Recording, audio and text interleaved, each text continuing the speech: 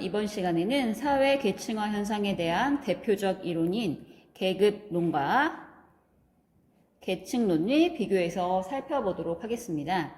먼저 사회 불평등 현상이란 선생님이 수업 시간에 사회적 희소 가치가 일정 기준에 의해서 차등적으로 배분된 현상이라고 얘기를 했고요. 사회 계층화 현상이란 그러한 사회 불평등 현상이 구조화돼서 지속돼서 나타낼 때 이것을 사회 계층화 현상이라고 얘기를 했어요. 선생님이 그 계단 생각하라고 했잖아요. 딱딱하게 굳어진 모양. 사회 불평등 현상이 지속되다 보면 계층화 현상으로 고착이 되는구나 라고 이해를 해주시면 좋겠습니다. 자, 이 사회 계층화 현상에 대한 대표적 이론 첫 번째는 계급론이라고 하는 것이 있고요. 계급론은 가장 대표적인 학자인 칼 마르크스가 계급론을 주창을 했죠.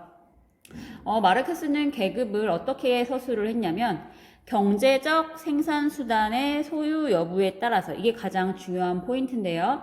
생산수단의 소유 여부에 따라 계급을 크게 두 가지로 구분을 했습니다. 생산수단의 소유 여부에 따라 첫 번째는 지배계급으로 분류를 했고요. 이 지배계급은 자산을 가진 계급, 부르주아 또는 자본가라고 할 수 있고요.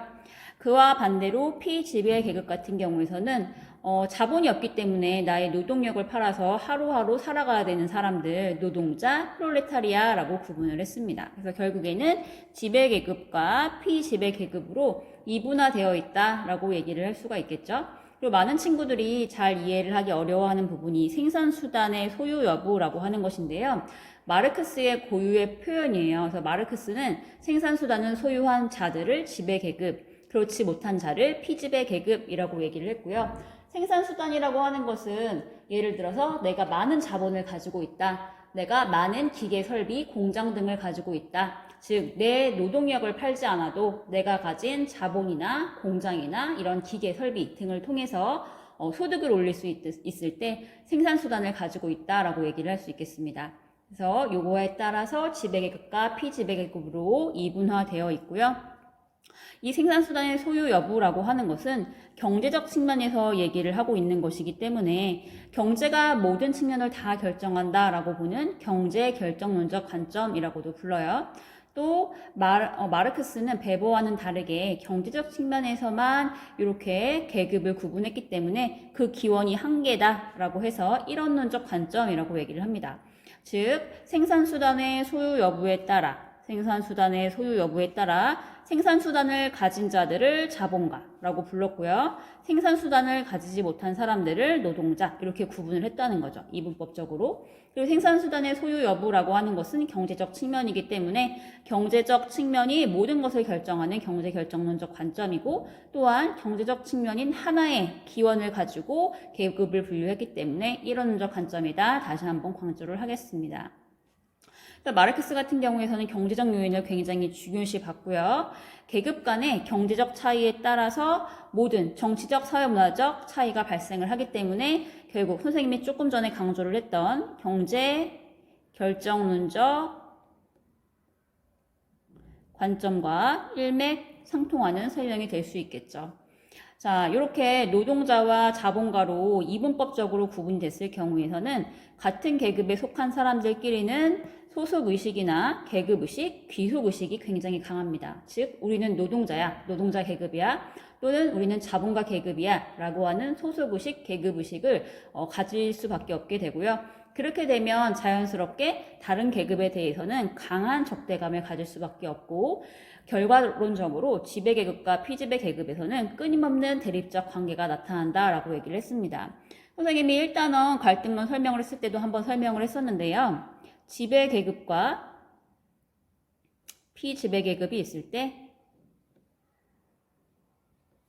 그때 어떤 표현을 했었죠? 지배계급은 피지배계급을 끊임없이 착취하고 피지배계급은 이에 끊임없이 저항을 함으로써 이 사이에서는 반드시 갈등이 발생할 수밖에 없다라고 했던 거, 공부했던 거 기억이 나죠? 그래서 지배계급과 피지배계급에는 끊임없는 대립적 관계, 갈등 관계가 나타날 수밖에 없다라고 얘기를 합니다. 그리고 계급 간에는 사회 이동이 엄격하게 제한되어 있다. 쉽게 얘기해서 노동자 계급이었던 사람이 내가 노동을 통해서 아무리 많이 번다고 쉽게 자본가 계급으로 이동을 할 수는 없다라고 본다는 점이에요.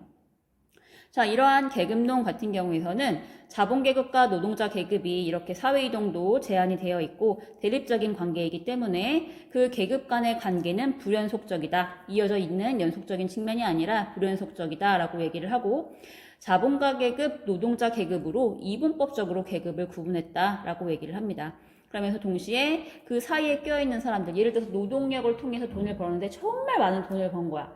이랬을 경우에 중산층으로 올라갈 수 있다라고 하는 점은 마르크스는 그 자체를 부정을 했습니다.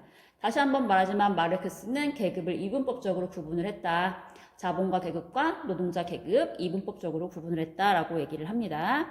자, 이러한 마르크스의 계급론은 근대 사회 초기에 사회 불평등 현상, 경제 불평등 현상이 많이 생겼단 말이야.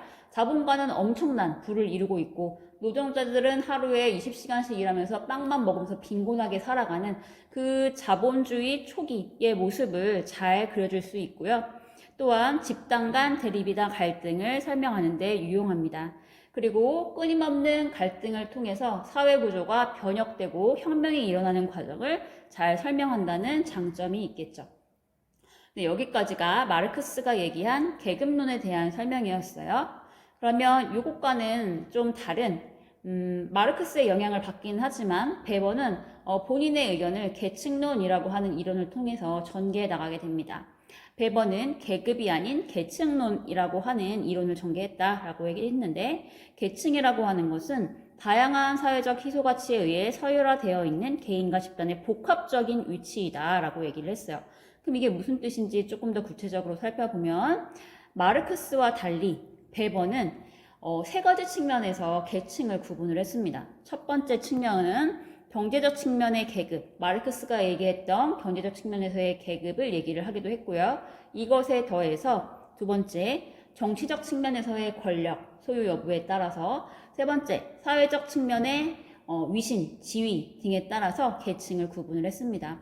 마르크스 같은 경우에서는 아까도 살펴봤지만 이러한 경제결정론 측면에서 한 가지 측면에서 얘기를 했다면 베버 같은 경우에서는 경제적 측면, 정치적 측면, 사회적 측면 세 가지 측면에서 얘기를 했기 때문에 그 기원이 여러 가지다. 다층적이다 라고 얘기를 해서 다원론적 관점이다 라고 얘기를 하고요. 경제적 계급, 정치적 권력, 사회적 위신 등이 어떻게 다양하게 배분되느냐에 따라 소유되느냐에 따라 사람들을 상류층, 중류층, 하류층으로 구분을 했다는 거죠. 자, 이게 이제 가장 마르크스와 다른 베버의 계층론의 핵심적인 내용이었습니다. 특히 이 베버의 계층론에서는요, 지위 불일치 현상이라고 하는 현상을 잘 설명할 수 있는 이론인데요. 왜 그런지 그 예를 한번 살펴볼게요. 어떤 사람의 경우에는 경제적인 계급 측면은 굉장히 낮아. 경제적으로는 굉장히 낮은 측면을 차지를 하고 있는데 이 사람은 권력은 많이 있을 수 있고요. 또는 사회적 지위도 높을 수도 있어. 마르크스 같은 경우에서는 계급이 경제적 측면이 정치적 측면과 그 다음 사회적 측면을 모두 결정한다라고 보는 경제 결정론이었던 거에 비해서 베버 같은 경우에서는 계급과 권력과 지위가 각각의 영향을 차지를 하고 있기 때문에 지위가 높고 권력이 높지만 계급은 낮을 수 있는 경우도 그 사례를 잘 설명을 할 수 있는 거예요. 그래서 이러한 현상들을 지위 불일치 현상이라고 얘기를 하겠죠. 대표적인 사례로 많은 지식을 가지고 유명한 학자야. 그 사람 같은 경우에는 사회적으로 명예도 있고 하기 때문에 지위는 굉장히 높을 수 있지만 권력과 경제적 측면에서의 계급은 또 낮을 수도 있잖아요. 이러한 다양한 사례들, 즉 지위 불일치 현상이라고 하는 사례를 잘 설명할 수 있는 것은 마르크스의 계급 개념이 아닌 베버의 계층 개념이다. 꼭 기억을 해주셨으면 좋겠습니다. 자주 나오는 표현이에요. 이렇게 다양한 측면에서 계층을 얘기를 하다 보니까 마르크스의 계급과는 달리 계층에서는 소속의식이 약할 수밖에 없죠. 왜냐면은 나는 계급적인 측면에서는 하류층인데 권력적인 측면에서는 상류층이란 말이야. 그럼 나는 도대체 상류층이야 하류층이야? 애매하죠. 그렇기 때문에 특정 계층이다 라고 하는 소속의식이 강하지 않습니다. 그리고 나는 언제든지 다른 계층으로 이동을 할 수도 있고요. 또 내 현재의 소속 계층이 상류층인지 중류층인지 그거에 대한 소속의식이 명확하지 않기 때문에 다른 계층에 대한 적대감도 약할 수밖에 없다는 거죠. 그래서 지금 설명한 것과 같이 계층 간 사회 이동도 자유롭다. 이런 얘기들을 할 수 있겠습니다. 그리고 마르크스의 계급과는 달리 계층은 연속적이고 복합적으로 구분이 될 수 있다는 거죠. 그리고 중산층의 존재를 마르크스와는 달리 베버는 인정을 하고 있습니다. 현대사회로 들어가면서 다원화됐단 말이야. 과거와는 달리 현대사회는 다원화된 사회다라고 얘기를 했는데 이런 다원화된 사회에서 나타나는 다양한 불평등 현상에 대해서 잘 설명을 할 수 있는 것이 바로 베버의 계층 개념이다. 계층 이론이다 라고 정의를 하시면 되겠습니다. 여기까지가 계급론과 계층론에 대한 설명이었고요. 우리 교과서 135쪽에도 설명이 잘 나오고 있죠? 그래서 교과서 135쪽들을 참고하셔서 계급론과 계층론 꼭 구분을 하셨으면 좋겠다라고 강조를 드립니다. 여기까지 계급론, 계층론 공부를 하고요. 다음에는 사회 불평등 현상을 기능론과 갈등론으로 바라보는 관점에 대해서